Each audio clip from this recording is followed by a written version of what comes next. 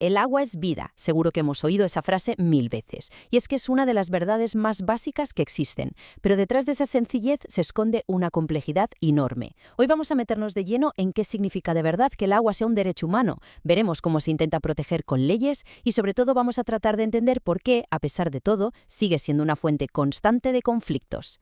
Venga, vamos al lío. Todos damos por hecho que necesitamos agua, es obvio. Pero a ver, ¿qué implica de verdad convertir esa necesidad en un derecho reconocido por ley? Porque esto no es solo una frase bonita, ¿eh? Hablamos de consecuencias muy concretas sobre cómo deben actuar los gobiernos y toda la sociedad.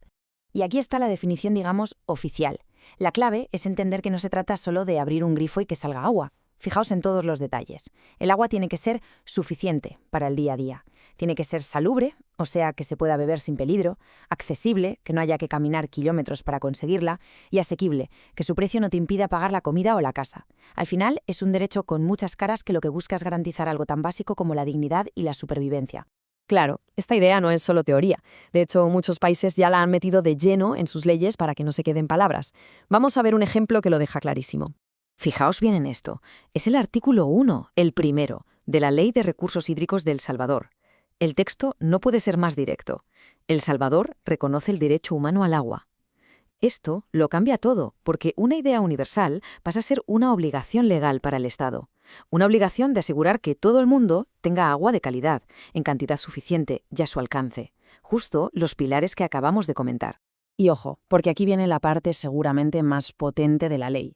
Es toda una declaración de principios. Al prohibir de forma tan clara la privatización, lo que hace El Salvador es, básicamente, blindar el agua como un bien público, algo que está por encima de los intereses comerciales. Es una postura muy firme sobre cómo gestionar un recurso que es vital. Pero que nadie piense que lo de El Salvador es un caso único, para nada. Esto forma parte de un movimiento a escala mundial que lleva décadas luchando para proteger el acceso al agua. Vamos a ver un poco cómo se ha ido tejiendo todo este esfuerzo internacional. Lo que vemos aquí es como una pequeña línea de tiempo que nos muestra cómo el mundo empezó a tomarse esto en serio. Todo arrancó de verdad allá por el 77, en una gran conferencia de la ONU. Después, en los 80, se dedicó una década entera a pasar a la acción.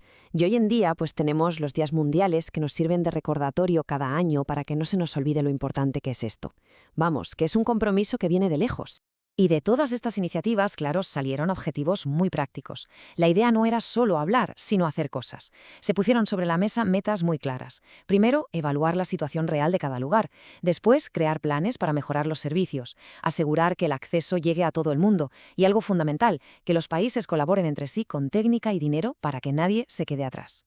Ahora bien, aquí es donde la cosa se complica, porque tenemos leyes nacionales, tenemos acuerdos mundiales, pero la realidad a pie de calle es que el agua sigue provocando unas tensiones sociales tremendas. ¿Por qué pasa esto?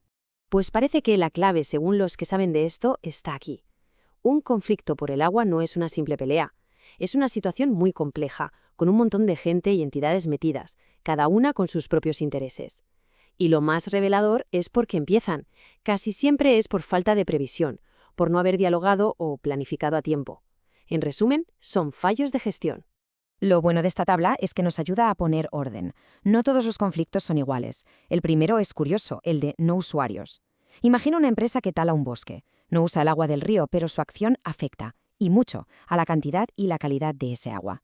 El segundo es más de despachos, institucional. Dos ayuntamientos que no se aclaran sobre cómo gestionar un río que pasa por los dos.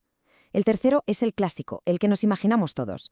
Agricultores por un lado y una central hidroeléctrica por otro, peleando por el agua del mismo embalse. Y el cuarto es un choque de modelos. ¿Qué es más importante, el agua para beber de una ciudad o el agua para una nueva explotación minera? Como veis, cada tipo es un mundo. Y todo esto nos lleva a la pregunta final. ¿Qué es el gran desafío? Porque hemos visto que tenemos las herramientas, que hay leyes y acuerdos internacionales.